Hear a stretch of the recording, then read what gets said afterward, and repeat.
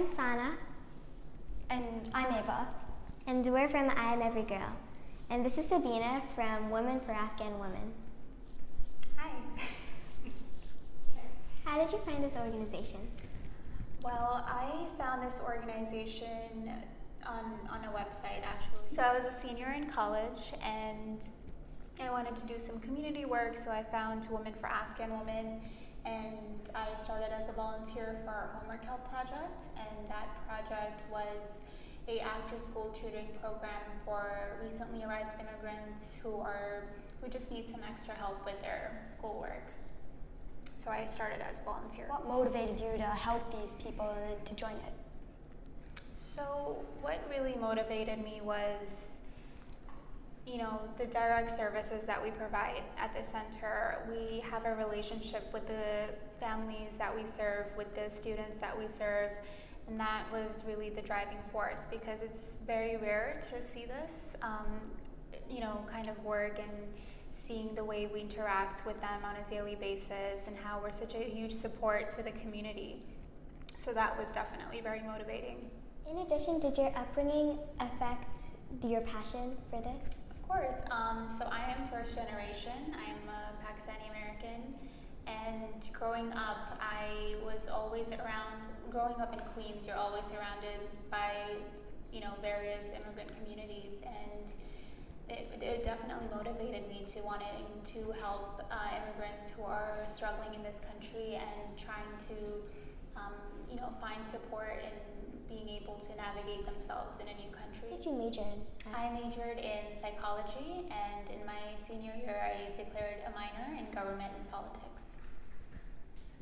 So do you think what you studied in school and when you were in college affected why you started doing this? Definitely. When I was minoring in government and politics, that was a very pivotal time when their elections were going on, when there was a huge refugee crisis. Immigrants were facing several threats, and I felt that there was definitely a need in the community for people coming together to speak out against the hatred that immigrants were facing. How does this organization help these people? So what I think Women for Afghan Women does a really good job at is understanding the needs of the community, and all of the programs that we have designed here have kind of organically been created because there was a need in the community. And I mentioned the homework help program earlier. That started because parents came up to our staff and they were seeing that their children were struggling in school, which was natural because they're new in the country, they aren't really fluent in English, they're adapting to a new school system, so they needed that extra support, and we were able to provide that for them. And other programs like our adult ESL courses, our citizenship courses, they all started because they were much needed in the community. So I think that's what we do. We understand the need of the community, and then we design a program that is providing for them. Does the background of the staff here create more attention drawn to this organization? Well, definitely that we are a culturally competent and a culturally sensitive organization where our staff members speak almost every language that the community does. We speak almost 7 to 8 languages, and so we are able to provide that different kind of cultural support to our community. And coming from a background which is similar to the families that we serve, we definitely have a different understanding and a different approach when we are serving them. How many languages do you speak? I speak English, I speak Urdu, and I also would like to say I am slightly fluent in Farsi because I've picked up somewhat Farsi while working here, just because it's spoken so often and it's similar to Urdu, so it was easier for me to pick it up. So going into a bit more detail on the organization, how do people find it? Well, we are located in the heart of the Afghan community in Queens, and we are in Fresh Meadows. we're very involved with the city. We're involved with the mayor's office. We're involved in partnering with other organizations who do similar work in New York City. So we do have that outreach aspect as well. Yeah.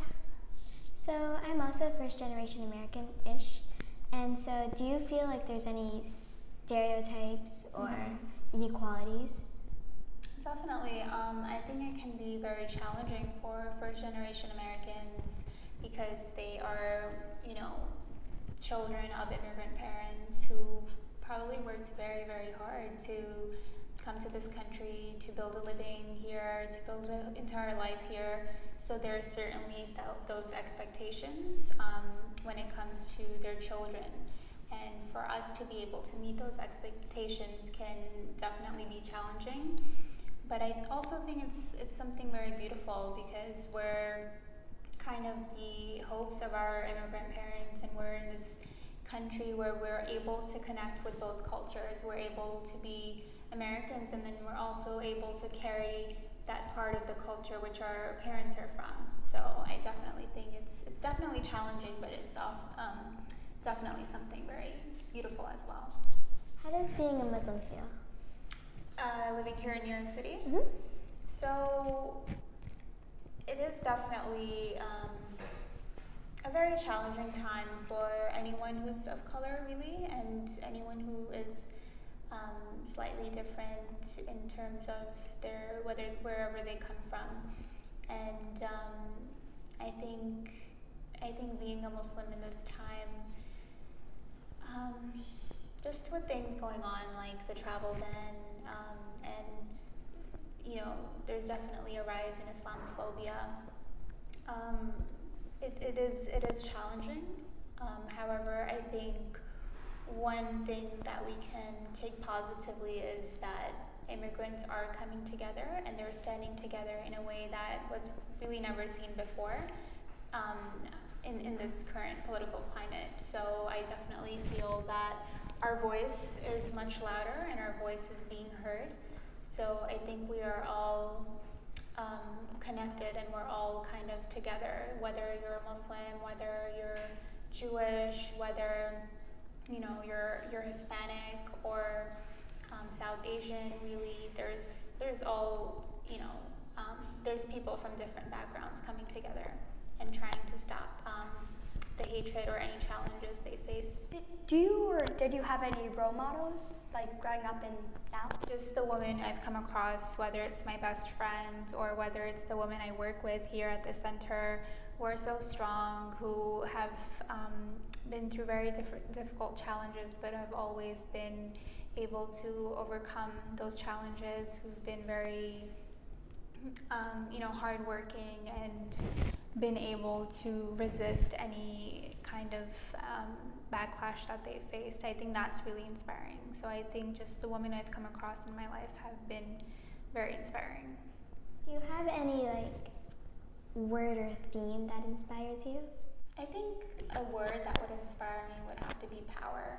I think we all have power within us and we all have the ability to do great things, so we should definitely explore that. So is there any books or author or people to learn more about?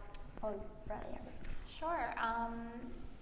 I definitely, one of the books that I really enjoyed reading recently is by Malala, and it was about her life and how she fought for education, and it's about how brave she was. So I definitely think that's a story that everybody should read, and it's definitely inspiring. So I would definitely recommend that book. What advice would you give to people, and especially people in need who feel isolated? Embrace your differences, because not everybody gets to say that they're different. I'll give you a few quick fire questions. Mm-hmm. Books or movies? Movies. Night or day? Night. Monday or Friday? Monday. Singing or dancing? Both. Swimming or boating? Boating. Sweet or sour? Sour. So we're going to play a quick game called Word Association. which is where I say a word and Sabina here has to say another word within a couple of seconds. Okay. What's the first word that comes to mind when I say power? Girls. And dogs? Cats.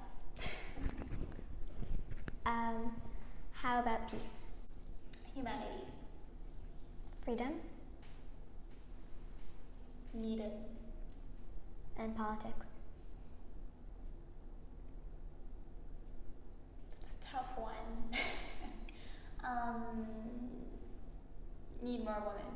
Thanks for watching, and thank you, Sabina. Sabina. Thank you guys. I had so much fun.